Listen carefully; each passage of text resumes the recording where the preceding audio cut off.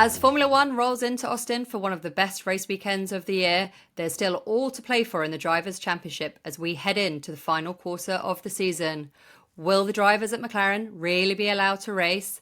George Russell has finally signed his contract at Mercedes, but what has taken so long? And it's a sprint weekend, and we all know the jeopardy that can throw up. We'll discuss all that and more as we look ahead to this weekend's US Grand Prix. This is Inside the Piranha Club. I'm Rebecca Clancy. And I'm Ben Hunt. And it's quite tricky to say all that, isn't it? It is, yeah.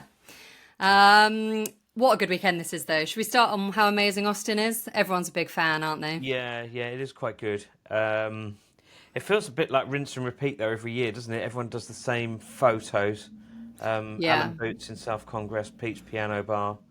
It is a very Instagrammable city. Indeed, yeah, it is. It is a cool place. I remember going there for the first time in 2012. I absolutely loved it. It was unlike any other race that we had going on. Austin was very different then. It was before the sort of big technology boom that they're now experiencing. Very different. And a lot of it is now obviously developed. But the racetrack still remains in the middle of nowhere, and I quite like that. By the airport.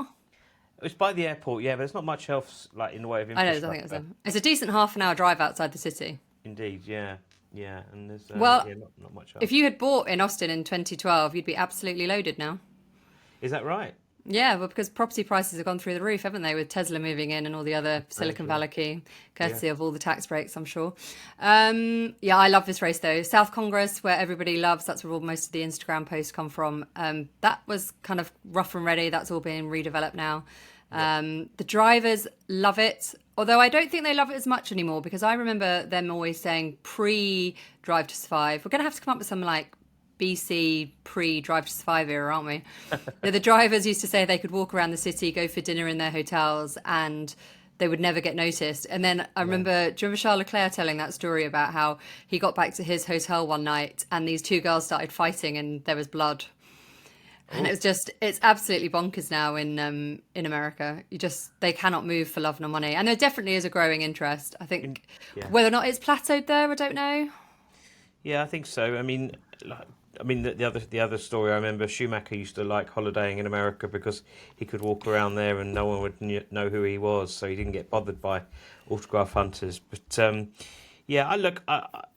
we speak a lot about the American interest in Formula One, don't we? And it's definitely, there's a narrative there that's saying that the American market is growing and everything. I mean, those races, if we're being honest, some sell out, some don't. And then, you look at, if that's the barometer, then I would say that there's no, Austin, for example, the grandstands, we haven't got more grandstands. If anything, we've probably got fewer than what we had when we had the first race there. So I don't know. I mean, it's kind of a bit of a, maybe it's a bit of a fallacy to say that it's growing at that particular rate. I think that definitely what's happened is that these drivers are now more familiar, across the whole grid. They're definitely more familiar to an American audience, and the American audience now looks different to how it was in the sense that it's a much more younger demographic. But again, we can only go by bums on seats, and that still pretty much remains as it was. As I say, Austin the first year, I remember, was it the second year they put in a big grandstand, and then the third year or whatever it was got removed right at the top of turn one. But they had 400,000 people last year, which was at that point a record for Formula One. It is. But I think Austin has always been a good race, because I think what Austin did very well, and the promoter there, is they made it a big event, which that's how Americans do sport. So they had, Taylor Swift has played at the US Grand Prix. They've had the big names come and they do the concerts. Annoyingly, they moved qualifying so that it was closer to the concert, because they found out that people were buying tickets to just go to the concert, not come to the track action parts. So that was quite annoying for our part on the ground, and obviously having British deadlines, which was not ideal. But that's what they do very well. They've done it again in Miami. They're doing it again in Vegas, although Vegas is its own sort of whirlwind of madness. But it doesn't feel like there's much more to go in the US for me. I think it feels like we've reached the peak, and maybe we plateau, maybe we come off a bit. But how much more is there to go, really? it's hard, isn't it? The world is bracing NFL, and that is now travelling around a lot more, and that's definitely a sport that is growing globally. Formula One's doing the opposite in the sense of it's trying to grow in America rather than the rest of the world. All the focus seems to be on that particular area. It is tricky, isn't it, going after that particular market? And whether we crack it or not, I don't know. There's lots of different faculties, even from the very basic reporting of sports news, and the way that the Americans do it is very different to the UK. And if you've ever read a US article on football, soccer, it's very different the way the style is presented than what it would be in the UK. So there are differences. Yeah.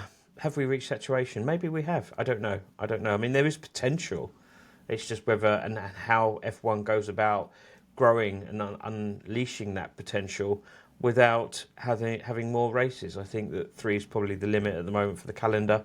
But if you did obviously have a fourth and another area, I don't know, Chicago's obviously been mentioned, New York in the past, that would undoubtedly help with their efforts to sort of increase their footprint and interest in the US. But to the detriment of At the rest what of the cost? world. Yeah, and that's the thing. It's that trade-off, isn't it? You know, We can't. Thailand, they want a race, and we do need another race in Asia. Africa, oh my goodness, we definitely need a race there. Yeah, and that's what I'm in a long way trying to say is the fact that what is the focus? Is it just on America, or is it on the world? Should it be on the world? Well, it's on Austin this weekend, and it is shaping up to be a very good weekend because, as I said at the start, it's a sprint weekend. Yay! Look, I don't love sprint races. We've said this Yeah. before. I don't love them. The first third of a race, bar the first lap, are fairly boring without the strategy, pit stops, tyre jeopardy, anything like that. But it does mean only 1 hour of practice, which is where all the jeopardy comes from. So bring it on. And we've got 3 sprint races still to go. We've had 3. They've, for some reason, shoehorned the final 3 into this final quarter of the season. I think it's the final quarter of the season, but there are 2/3 of the season's points still available, if that 2/3, makes sense. really? Yeah. There are, I worked it out for you. There are 174 points still up for grabs. Crikey. So there you go. So we've got Austin this weekend, obviously, and then we go to Brazil for another sprint, and then Qatar as the final one. Yeah, which does make it, incredible to think that most of the teams have stopped developing their car, McLaren included in that. We know that Mercedes are continuing, and we know that Red Bull are. So does that reopen the constructors? Doesn't open the constructors championship because that's over. But does it open, the battle amongst those teams? But it's not over, is it? Well, apart from McLaren winning it. Because, well, the McLaren have won it, but Mercedes are desperate for second. They Yeah. obviously were helped by George Russell winning last time out in Singapore. Ferrari are looking like they're heading for a winless season, despite your prediction that Lewis is going to win in Brazil. Well, we've And still got 6 races. yeah, we do still have 6 races. This is true. But Ferrari in third, they're 27 points behind Mercedes. I can't see them catching Mercedes now, particularly with Antonelli having such a good run of late. What was he, 5th in Singapore and then 4th in Baku before that? And then Red Bull are only 8 points behind Ferrari, with Verstappen being Verstappen. And what were they, 5th and 6th last time out in Singapore? Maybe 6th and 7th. But so I can actually see Ferrari finishing the championship 4th. But anyway, I have digressed massively. So let's go back to the sprint race. Yeah. I'm a fan of these weekends. Yeah, I always like a sprint race. I don't mind the shorter format. I always say I like the shorter format. Some people say they're a little bit of a spoiler because, like you mentioned, you get an idea as to who's quick and who's not, and it usually is the winner that goes on and wins the next day. But I like the jeopardy that it creates. If there is an accident, then it's a race against time to be ready, for later. And I don't know, it just has knock-on effect. The lack of practice is good. We always speak about how dull practice is, and it's quite nice not to have that. And I get it from a promoter point of view. It's another race. I would rather go and watch a race, than not. So, it makes sense. And I can see them, in the future, hopefully increasing the number per year. Yeah, well, I also like that they've reordered it rather than the original where it was all a bit of a mess. At least they do it in the right order now with the sprint race being on Saturday morning. Yeah, and Let's to your point, obviously them being so backloaded, obviously it's designed, I would imagine, to keep the interest in the championship. and let's discuss. Yeah, Lovely segue there, Ben. Um, Piastri obviously leading, teammate Norris 22 points behind, and then Verstappen another 41 points behind. You know I love a stat, so you ready? go for it. Max Verstappen is currently 63 points behind Oscar Piastri in the Drivers' Championship with Yep. 6 races to go and 174 points on the table. People are saying it's a long shot. However, Verstappen has taken 41 points out of Piastri in the last 3 races alone. So, if he kept going at that momentum, and as you say, McLaren are no longer developing, Red Bull are, I think he's more in for a shout than people are really saying he is. Yeah, maybe. I mean, look, McLaren have been clear that Verstappen is in the hunt, and I think that, Yeah, but they would say that, wouldn't they? well, yeah, that's what I was going to say. There's two parts of that. One, that it is trying to take the heat off their own internal tussle, but also factually true as well. And I think that one thing that we've seen from Verstappen over the years is that he's a tenacious bugger, and that if he wants to get his elbows out, he can do. He hasn't enjoyed the first half of the season. I think the car wasn't to his liking, but he is clearly motivated, looks reinvigorated, is having a blast in the GT3 cars at weekends.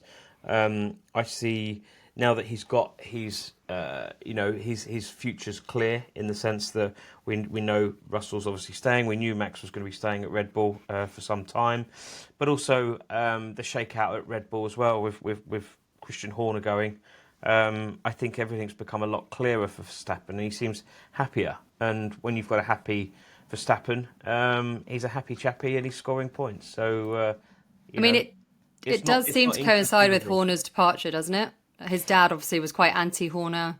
I think Mekies has come in, change of approach maybe, and change is as good as the rest, as they say. I think that all this, I mean, as you know, Beck, like all these parts are in the pipeline for a long time, like 6 months. So, all this stuff that's coming through would have been signed off by Horner. It's not a case of a new manager coming in and just instantly changing morale and getting the great results that the package from the car. This is all stuff which has been in the pipeline.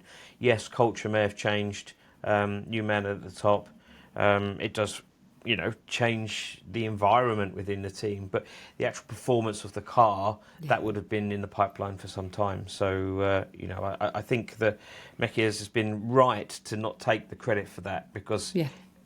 it's not his doing. If Verstappen does this and does claim his 5th consecutive title, this one would be by far his best. And for me, I think it would probably be one of the best championships ever. Just like how far back he has come, the state of that car in the first half of the season. McLaren won the Constructors' Championship with 6 races to go. They should be winning the Drivers' Championship. So if Verstappen really does do it, and I fully think he's in the hunt, it would be remarkable. Absolutely. There's no doubt about his talent, his ability. He's on a class of 1 at the moment in terms of ability on the grid. Would it be his best? Yes, it would. Would it be the best in Formula One? I don't know. It's difficult to say. One of. I love a caveat. Yeah, but certainly his best. And we will obviously would have seen, some turnaround if that indeed does happen, with all the aforementioned turbulence as well. So, good on him if he does. Whose championship would be better than if Verstappen actually did it this year? Now Which, I'm racking your brain for 75 years. but well, I don't know. I think there's different permutations, isn't there? Lauder coming back is a great story. Yeah, unbelievable. I would need to dig through. I'm terrible for all this nonsense. Yeah, I know. I'm not a F1 historian. But let's talk about McLaren because they have got themselves into a pickle, as we've said. The papaya rules, it means racing fair, but what does that actually mean? They get equal treatment, but it doesn't feel like, certainly from what Piastri is saying on the radio while he's in the car, he doesn't feel like it's fair treatment. There are lots of questions after Singapore as to whether that coming together of those 2 McLarens on the first lap, if it would have been treated differently had Piastri been the one who'd gone into Norris. Andrea Stella, the team principal there, has always been very clear that they get equal treatment. And I do believe, actually, Stella, I do think they do get equal treatment. I think F1 drivers are paranoid. They always think the world is against them, and absolutely the other side of the garage is against them. And it does kind of get into your head a little bit. So it will be really interesting now that McLaren have wrapped up that constructors last time out in Singapore. What happens now? Surely you just turn off the radio and let them go racing. That would be ideal, wouldn't it? I think that that's what they should do. Allow them to go racing. Just all gloves off. That would be great, wouldn't it? But sport isn't fair. Like, you can be the most talented person in the entire world, but sometimes luck isn't on your side. Like, you only have to go back to 2021 and you could say that Lewis Hamilton was the most unlucky person in the entire world, that Nicholas Latifi crashed at that moment that he did. You know, that's life, that's sport. That's kind of one of the reasons that we love it. It's the jeopardy, it's the unknown. It's, yes, there is greatness involved, and absolutely I agree with you. Max Verstappen is, class of one, 100% one of the best drivers of all time.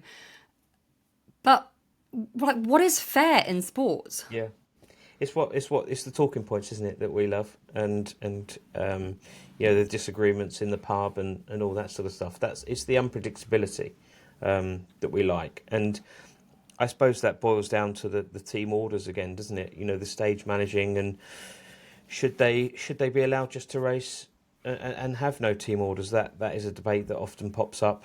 We've seen examples in the past where, multi-21 at Red Bull and instructions and disobedience, and that caused the story. But I would really love to see no team orders at all. I think that would be beneficial. But I mean, it's an interesting debate. I think if we're looking at team orders and then we're thinking of Red Bull, there haven't really been much of that in the way of after 21 Perez leaving. Certainly this year, there's been no way in the team orders because Tsunoda hasn't been close enough to Verstappen to benefit him. No, the team order is, could you get a wriggle on? So there's no team orders there. It is only when you've got these two protagonists so close together. I think for me, the interesting thing is going to be how McLaren react to decisions and changes. So if there is a slow pit stop, we've seen, at Monza where they asked to swap the drivers around and they obliged. I think we're going to be seeing a lot of that second or thinking twice. An incident happens, oh, we should do this. Oh, but hang on, how's it going to be perceived? Is this going to wind him up? What about his manager? Is he going to be upset with this? And I think that the more noise and the more confusion you have over that decision-making process is going to be detrimental to the team. So they need to streamline that and have it abundantly clear. And I think the easiest way is to say, just go racing. And I think deep down, Zach Brown would love that as a racer himself. He just wants them to go racing, to have respect, to not discredit the brand and the team and bring that into disrepute, but just to get their elbows out and best man wins. I do agree with you to a degree. I think they should be allowed to go racing. It would be really interesting to see what Piastri did if Monza had come about after they'd won the Constructors' Championship, because ultimately, and this I totally understand, and this is what was being said within the team, you win the Constructors. That's the team championship. It's what everyone's bonuses are based on. It's what the prize money is based on. It's the one to the team that really matters. All the glory comes from the drivers, and we fully understand that. For me, if I'm the team boss, don't you want your drivers to want this championship? Like, to be the best of the best of the best, you have to want it more than anyone else, and you have to do whatever is required of you. You don't have to go that far back in history. When you look at what Schumacher did to win a championship, when you look at what the great Ayrton Senna did to win a championship, it gets dirty sometimes. It just does. And for me, if Piastri really wants to win this championship, I think he has to turn his radio off. I think if they turn... But because he said it himself, right? With that slow stop in Monza, he said, we've discussed this. That's part of racing. Yes, it absolutely is. Sometimes it's not fair. That's it. That's sport. Get on with it. You move on. And for me, if I'm Oscar Piastri and they come in and say, you need to switch back places, I'd be like, sorry, can't hear you. I'm going into a tunnel. Bye.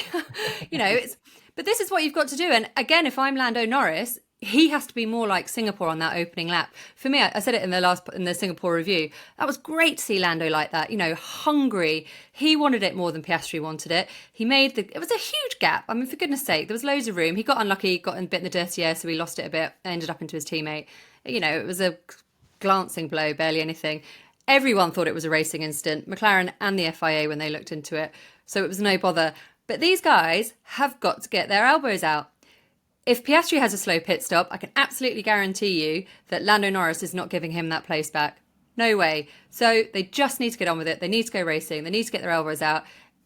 It is going to get a bit difficult between the pair, but the gloves are off because at the end of the day, there is a world championship at stake, and this could be it for them. Big regs coming next year. All the chatter about Mercedes being the best next season already, although how anyone knows that yet is beyond me. So this is it. This could be your one and only shot at the championship. You've got to go all in. I agree, and which is why I think that it's so interesting to see how and what McLaren do coming into this. What sort of Piastri is going to turn up? Is it going to be the placid guy that we've seen, the calm, quiet Aussie, or is it going to be the one that's going to be a little bit spiky, a bit more aggressive? Things have changed since the last race, and I hope that it's a different one because I'd love to see that fight. And this is why it's great. It's a sprint weekend because there are so many opportunities for McLaren to mess it up and for the drivers to respond. So, roll on the next soap opera. Yeah, you I'm loving it. Mercedes. Obviously, we mentioned George. So, yeah. George Russell signing that new, multi-year extension, and Antonelli being in for 26 as well. Yeah, well, let's talk about George because Mercedes have just announced that both drivers will be there for next year. They haven't stated the length of the contracts. That is very normal nowadays. Multi-year is what has been briefed. That can literally mean anything. I suspect in this situation, it's probably a 1+1. That being he signs for 26. He performance-based, maybe mutual agreement. He has an option of a 1-year extension. It will work both ways. Driver can choose to leave. Team can choose to let him go, I suspect. Because quite frankly, George Russell is having the season of his life. Yeah. And I get it. I get why you would want Verstappen over, quite frankly, anyone. We saw it with Ferrari, didn't we? There was nothing wrong with Carlos Sainz, but when Lewis Hamilton becomes available, you kind of can't say no to him. So unfortunately, someone has to give way. So apparently the wranglings were all about the extracurricular activities that George has to do. So talking to us in the dear media, which no driver likes to do, to be fair. And with 24 races, I admit that it does sometimes get a bit testing on both sides. The sponsorship, activation days, all of that, he argues that it takes away from his preparation. And actually, we just did an interview with Simon Lazenby, who interviewed George Russell for his book, Pressure. And he was talking about the preparation that George Russell does, even down to wearing blue tinted glasses before bed. He was talking about how he can extract the most out of his body and keep it going for as long as possible. And, we know this about him. We've spoken to him about it. He is very much into this. So you can fully believe that when he's then looking at his contract, absolutely knowing that he has got every other team saying, well, we'll take him if you don't want him because he has had such a brilliant season. I don't know if it's great from Mercedes. Like, if I'm George Russell, I'm thinking, look, I am brilliant. Okay, I'm not as good as Max Verstappen, but if you give me a good car, I'll win you the World Championship next year. Aren't you just a little bit pissed off? I think that he's probably done at least a 2-year deal with Mercedes, straight deal. Do you? Yeah, I do, yeah, because George is in demand in sense of, he is... We discussed this in the last race, probably the second best driver on the grid after Max. I don't know how good he is compared to Max because they're in different machinery. It's impossible to compare. But I think that George is probably second best at the moment. And we both agreed that if he was driving that McLaren, he would be leading the championship. Lasers agreed with us as well. I think that he's also proved to be a team leader and a suitable person to mentor Kimi Antonelli. So that's why I think that probably the delay was agreeing terms with George because of the extra days and the media days, etc., and what's required of him. But I would anticipate that to have been met with a longer term deal from Mercedes for some, assurance, because obviously the new engine regulations coming in, and as you mentioned, Mercedes are rumoured to have the strongest power unit, which is probably true because of the experience that they have compared to, say, Ferrari, who we've experienced in the past when the new engines came in last time. There was a little bit of a performance lag. Although Honda Mercedes still, don't have Andy Cowell anymore, or a yeah, few of that's their engine true. team have gone over to Red Bull, haven't they? It's true. I mean, Red Bull starting from scratch their own engine project with Ford. Honda transitioning to a different team as well. I just think that there's quite a lot of moving parts within those two teams. So that would imply that a manufacturer producing its own power unit was in the box seat, which is obviously one of the reasons why Lewis Hamilton moved to Ferrari. But we know Ferrari haven't been as competitive as Mercedes this year. Anyway, I'm waffling, but what I'm trying to say is I wouldn't be surprised if George hasn't signed a 2-year deal at least to tie him down to be earning very good money and to be that team leader that they've groomed him to become, because he's been a part of that program for a long time and they 10 trust him. years. He's low maintenance, and a great driver, as I've already mentioned. For Antonelli, I believe that is probably a 1+1 that you mentioned with performance clauses, and I would anticipate that would be on the team's say so rather than Antonelli's, because he didn't have a very good European season, which is when these contracts would have been discussed and put together. So it probably is in the team's favour on whether they decide to keep him or not. They will obviously give him another year. It's only fair. He's got bags of ability. He's still only young. So it's a no-brainer to do a 1+1 for him. Also, we have Audi coming in next year, Honda going to Aston Martin. So the engine side will be fascinating. In terms of Antonelli, I do agree with you that he's 1+1, although I still think George is 1+1. But I think he got a nice big fat pay rise too, which fair play to him. Antonelli's an interesting one because I feel like it's starting to shift slightly in the sense that if Toto Wolff can finally get Max Verstappen, who he has wanted since Verstappen was even in F1, lost out to Red Bull because Red Bull could offer him that junior seat in Toro Rosso as it was then. I think Antonelli would now make way because for Wolff, okay, he doesn't want the headache of 2016 again when it was Nico Rosberg and Lewis Hamilton going at each other. And let's be honest, Verstappen and George Russell don't really like each other. You just have to look at their interactions this year. They were very public about it towards the end of last year. They aren't exactly the best friends. They don't travel together. They would be cordial because, they're both like that. But it does feel like it's sort of shifting slightly in the sense that it would be a Russell Verstappen team. Goodness me. Which, by the way, I am here for. Oil and water. The only thing I would say to counter that is if Mercedes are that strong in 26, does it really matter who the second driver is? If you've got this relationship between George and Kimi, which is cordial, it's almost a replacement for the Hamilton-Bottas domination that Mercedes enjoyed. And no, because like you mentioned the European season, Antonelli only scored 3 points in 9 races.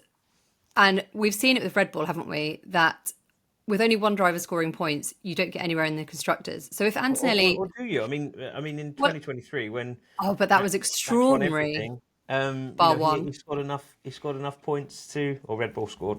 They won everything apart from one. But you can't be reliant on being that dominant. No, for sure. So if Antonelli's on a performance clause and he's not performing to give Mercedes that constructors championship, doesn't he have to go? Not necessarily. I mean, he might just do just enough, and it's also still his first year. So, I think that it was badly handled. His first home Italian Grand Prix. Yeah. Sorry, first race in Italy. Imola. I think that was a bad mistake. Bringing all his classmates and he had far too much distracted. going on. Yeah, and he was distracted. And we know from that very early first test that he did at Monza when he put in that really great flying lap, and then the second lap he binned it, and it was kind of a case of being overconfident. Maybe that is reflective in that start to the season that he made, which was good, and everyone going on about how great he is. And then the moment that it came to Europe, it was like, maybe not. maybe he was too overconfident. I don't know. I'm only guessing. I've got no evidence to suggest that, but I think that we are seeing a better Kimi Antonelli in the second half of the Definitely. season, which is only natural for someone that's made the step up. Yeah, well, it was after Monza that Toto Wolff made those comments saying that he was underwhelming. He then Antonelli went on to have two very good races, as I mentioned, fourth in Baku, fifth in Singapore. And after Singapore, Toto Wolff said, it seems to have worked to get a little bit of fire up the arse. But it's So, also the upgrades as well, isn't it? That's the yeah, of other thing course. as well. I mean, the car's development has also helped. That's put Russell into position to be able to fight for wins. And good for him, good for them, good for everyone. Yeah, and who doesn't want to see George Russell winning another race this year and put him in Well, the right probably Max car, and he's Verstappen. winning the World Championship. Max Verstappen doesn't want to see that. Probably neither Lando Norris or Oscar Piastri. Okay, so just us on our own. Yeah. I tell you who's not winning a race anytime soon, it would appear. Go on. Ferrari. Yeah. Ferrari. What are we Yeah. going to do with Ferrari? So this time last year, they arrived in Austin, all bells and whistles, and they had a great back-to-back with Austin and Mexico. Charles Leclerc won in the US. Carlos Sainz won for Ferrari. Oh, feels like a long time ago that he drove for Ferrari in Mexico. Right now, they couldn't look any further from winning a race. They haven't been on a podium for the last 5 races, which is their worst run since 2021. The car isn't being updated anymore, so can't see a turnaround. Charles Leclerc says that both drivers feel like passengers. And now, to throw more into the mix, all of these rumours that Christian Horner could be going to Ferrari. Oh, this is the Clancy curse again. You're know. writing them off before the weekend, which can only mean that they're going to win by a country mile in Austin. So, Well, hang on. I said Oscar Piastri was due a DNF, and then he got a DNF. So, yeah, that's what I'm saying. You've cursed I it. know. I cursed it. But okay, well, look, I agree with you in the sense that they are off the pace, but I do think that they've still got that win that I keep going back to. You still got money on Lewis winning in Brazil. Yes. Now I think that's still on. They just need a comfortable race weekend, don't they? And unfortunately, I don't know if this is going to be it because the lack of practice on one side, maybe that will help them. The fact that there isn't any tinkering and they can just get straight down to it, and one practice session and off you go. They need to have a solid weekend, come out the box flying. When was their last solid weekend? Well, I mean, Lewis Hamilton has won the sprint race in China. We shouldn't forget that. China was looking That was good a long time ago. until the Sunday happened, or post race Sunday. Yeah, it's been a while, hasn't it? Yeah. Oh, I love that neither of us are very good at remembering. That's not very helpful, is it? No. Yeah, it's not great, is it? And now, as I mentioned, with these rumours about Horner going to Ferrari, which, by the way, I don't buy, given that we know that Horner's team are understandably talking to everyone about how to get back into Formula One. I don't think it's a great surprise to anyone that he wants back into the sport. But I don't buy it that he's going to go there and replace Fred Vasseur, who has just signed a multi-year deal with Ferrari in July. Yeah. I mean, it's just an echo chamber. I think that there's a lot of elements to it. He's obviously out of the limelight at the moment. It's an echo chamber. Anyone can link him with any job, any role, and it's not going to be knocked down because he's not speaking to the media. He's not being put in front of cameras and talking. So, it's a slam dunk in terms of a story. Probably generates lots of clicks and interest, but it's probably not true. So yeah, but I also think it's a vacuum of a personality, and it shows you how much we're actually missing. The sport misses him.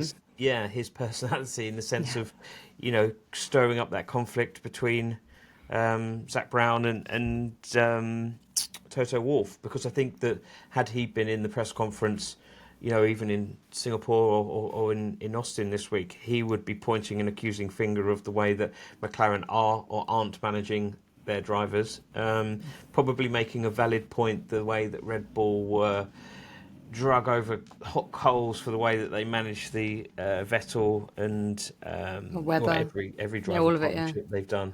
So yes. Yeah, well, also, now that Tim Principles all seem to be engineers, where does he go? Or should more teams have the setup that McLaren have? And I think they should, actually. I think that works really well, where Andrea Stella very much team principal gets on with the day-to-day running, and Zach Brown basically for our benefit, just goes and throws the grenades, tells us how he really feels, does all the marketing, commercial deals very successfully. But that dynamic between those two seems to work really well. Yeah, good business model. But it's funded differently, isn't it? And the structure they've got there is different from other teams. So, it could change. Given the ownership in transition. So, who knows? Oh, and Ben's written a very good book on McLaren if anyone wants to go and buy it and read it. It's true, yeah. I'll give you a plug. Thank you, yeah. Let's talk about Austin itself. We kind of touched on it at the start. It is a busy weekend up and down South Congress, downtown. It's obviously an incredible city, known for its live music, beautiful. It's a great place to have jet lag because the morning runs are absolutely sensational. A lot of the drivers doing pop-up stores, F1 themselves doing pop-up stores. They look very cool, to be fair. The thing that made me laugh was these new liveries. Williams unveiled theirs last night, and it's a little bit spot the difference. I mean, there are so many livery launches now throughout the year. I used to love a livery launch, don't get me wrong. Because there's so many, it's quite difficult to keep up. But they have to be extreme, like, the historic Golf one that McLaren had in Monaco. That was cool. That's what I was going to say. I mean, I'd like to see something a little bit different rather than just swapping a little bit of a colour. It needs to What was it? It was supposed to be their 2002 livery, a nod to that. Yeah. And I was like, it looks like your 2025 livery. No. Yeah, I don't really buy it. It feels a little bit like a waste of money. Actually, I wonder if that comes under the budget cap. We should find that out. What's that? Liveries? Marketing. Oh, I suppose marketing wouldn't come under the budget cap, would it? No, Because the budget cap probably only not. includes anything that increases the performance of the car. Yeah. I mean, it's a funny old choice to pick, isn't it? The 2002. They did have a win in for that car. Who was it? Ralph Schumacher? Was that right? Oh, The year his brother Good memory. dominated. Anyway. Yeah, but but there are anyway lots of activations. If you are ever in a position to go to this Grand Prix, I would highly recommend it. It's a half an hour drive outside the city, as we said, but you are very much aware that the Grand Prix is taking place when you are in Austin. It used to be. I remember when I was. First time I went there was 2017, and you could walk into any restaurant you liked and you'd get a table, even if there were 2 of you, if there were 6 of you, it didn't really matter. And now you walk into a restaurant and they laugh at you if you haven't got a reservation. It's like, oh, okay, thanks very much. So everyone just ends up at home sliced pizza. Yeah, it's a hot ticket, isn't it? Yeah. I mean, it goes back to what we were talking about at the start. Maybe I was a bit, but maybe it has reached a saturation point. But it is a popular event, and It is popular, but I feel like Austin always has been. Yeah, well, that's true. Yeah. Okay, well, it is promising to be a very interesting weekend. There are going to be a lot of storylines to follow, not least that battle between Piastri and Norris and Verstappen as they fight for this year's Drivers' Championship. We will be back on Monday to review all of the carnage from this weekend's US Grand Prix. But until then, please do rate and review us if you have liked this podcast, and you can hit us up on our socials at Inside the Piranha Club. If you have listened to this and you are so inclined to go and watch it again, we are also on YouTube. But until next time, thank you very much. Thank you.